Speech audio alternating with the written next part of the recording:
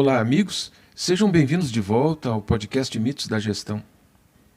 Em um episódio mais recente, nós comentamos aqui sobre o Holocausto e sobre um sobrevivente brasileiro que faleceu há pouco tempo na cidade de São Paulo. Naquele episódio, nós conseguimos falar sobre algumas das muitas atrocidades cometidas pelos nazistas. Mas agora, nós vamos falar das atrocidades cometidas por uma nazista que ficou conhecida como a Besta de Belsen. As atrocidades cometidas pelos Schutzstaffel, como eram chamados os guardas da SS, nos campos de extermínio nazistas, estão fartamente documentadas na história. Homens como Joseph Vogel, Gottfried Weiss e Hermann Wagner eram cidadãos alemães comuns que trabalhavam como pintores ou como operários de fábrica antes de ingressarem no partido nazista. Ao assumirem posição como guardas da SS, no entanto, eles deram vazão a toda a sua depravação, sadismo e crueldade. E acaba que quando nos referimos aos demônios nazistas, não levamos em conta que naqueles campos de extermínio de pessoas também trabalhavam guardas femininas.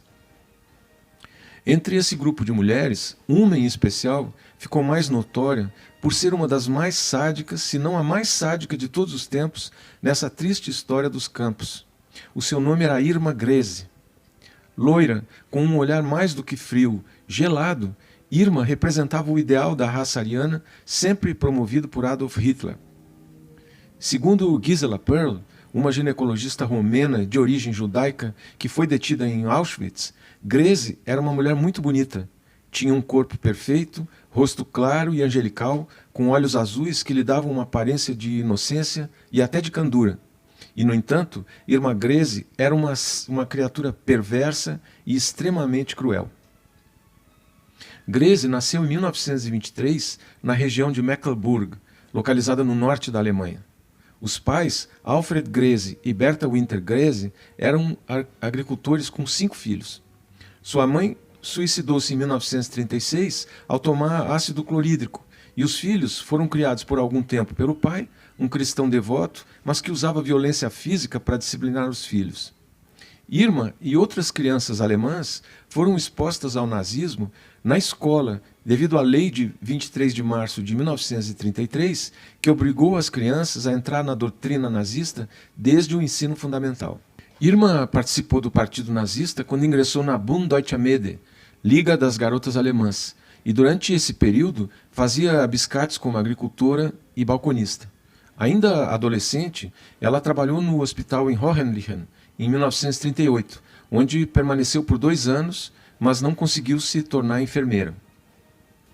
Depois de voltar a ser camponesa e de ter tentado novamente a carreira como enfermeira, em 1942 ela foi para o campo de concentração feminino de Ravensbrück, onde permaneceu cerca de 1 ano, antes de ser transferida para Auschwitz e finalmente para Bergen-Belsen.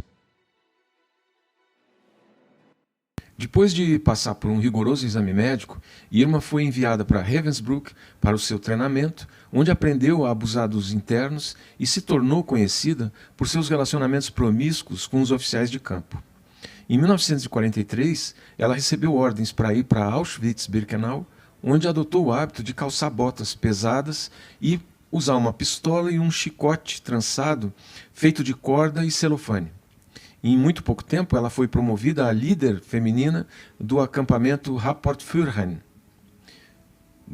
Grese ficou famosa não apenas por sua atitude sádica, mas também por seus 2 grandes cães de guarda, que ela mantinha famintos e atiçava para atacar os prisioneiros indefesos.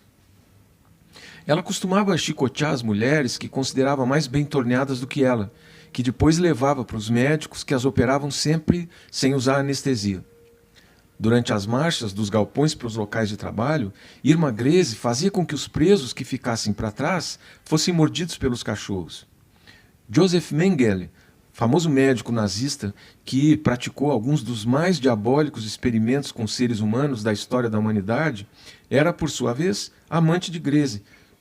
Um casal caracterizado por uma crueldade e um sadismo sem precedentes. No entanto, além das visitas masculinas ao acampamento, Grese costumava estuprar as detentas indefesas com objetos de todos os tipos. E a tendência ao lesbianismo também se manifestava na construção de relações estáveis com as detentas do campo. No entanto, quando uma mulher ou um homem lhe causava qualquer aborrecimento ou rejeição, ela imediatamente os encaminhava para a tortura e depois enviava para as câmaras de gás. Se um prisioneiro, fosse homem ou mulher, rejeitasse os seus avanços, o seu destino seria inevitavelmente a tortura e depois a morte. Quando os russos cercaram Auschwitz em 1945, Grese foi transferida para Ravensbrück e depois para Bergen-Belsen, o campo onde Anne Frank e sua irmã morreram. O movimento só serviu para aumentar a brutalidade de Irma, já que ela forçou as mulheres aqui a ficarem congeladas na chuva por 6 horas seguidas, e se a prisioneira fosse pega curvada, era brutalmente espancada.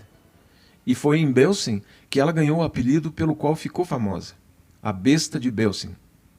As tropas britânicas chegaram ao campo de Bergen-Belsen em abril de 1945, tentando prender Irma Grese, entre outros.